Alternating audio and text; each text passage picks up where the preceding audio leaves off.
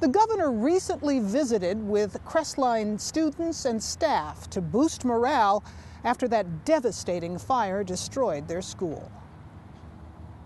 So you got some students here? This is a really important one. Right? Really? These are Crestline students? This is a future Crestline student. These are some of the most stalwart, resilient students. When Governor Jay Inslee arrived at the site of what was Crestline Elementary, it was the students he wanted to talk to first, to tell them they're showing strength during a traumatic time.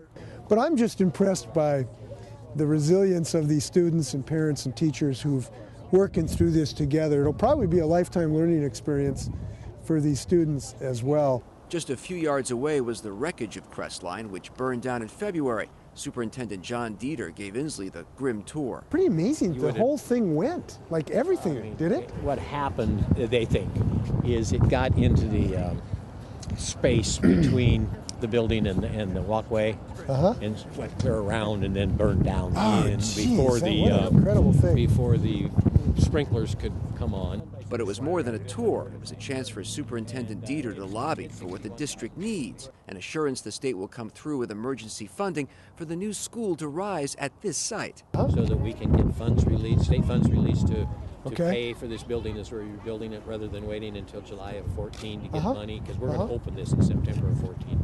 Really? Yeah. So we need to do this quickly, that comes right? across your desk. Sure. And it's specifically for Crestline. Yes. Governor Inslee has to get the state legislature to free up the money sooner rather than later, making the rebuilding effort easier financially. The state will pay for what the insurance does not. We qualify for state matching funds to rebuild this school, but the way the law is written right now, we wouldn't get them until 2014, and we want to open the school in 2014. So we've asked for a budget proviso that would give us emergency funds and release those funds early. So as we're building the building, we can pay for it rather than have to borrow money and then pay it back later.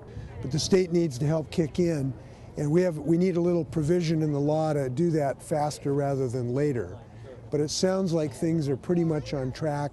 The superintendent has looked forward to a September 2014 opening. We hope that that can happen. He will get in touch with the senators and House members that we're working with and support us. Until then, nearly 500 Crestline students continue to attend 5 other elementary schools the rest of the school year.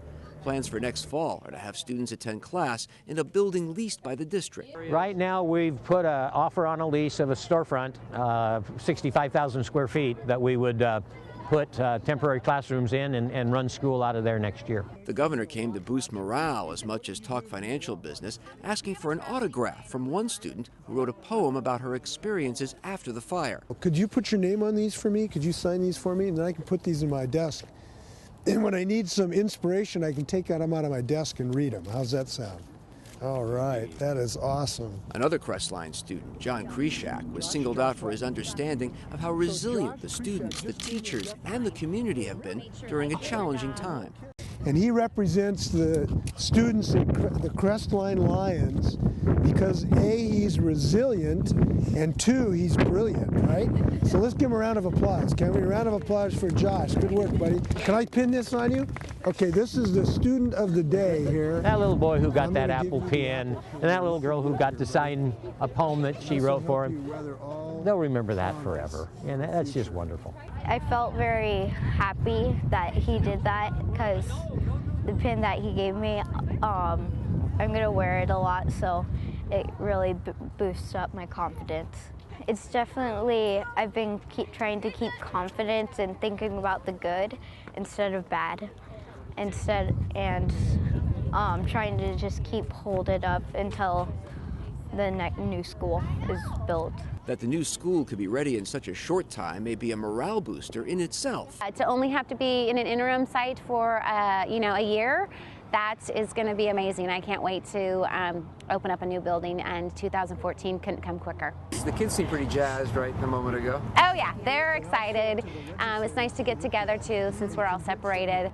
It's nice to bring our grade levels back together and spend time together. And the parents have been amazing, such great support. Through it all, the governor is impressed with how everyone is adjusting to the changes. And this community is doing a hard thing, which is to get these students back up very quickly. You know, the fire happened on a Sunday, they're back in class on Thursday. That's a can-do spirit. We need the legislators to have that kind of can-do spirit, and I'm excited about working with them to do that.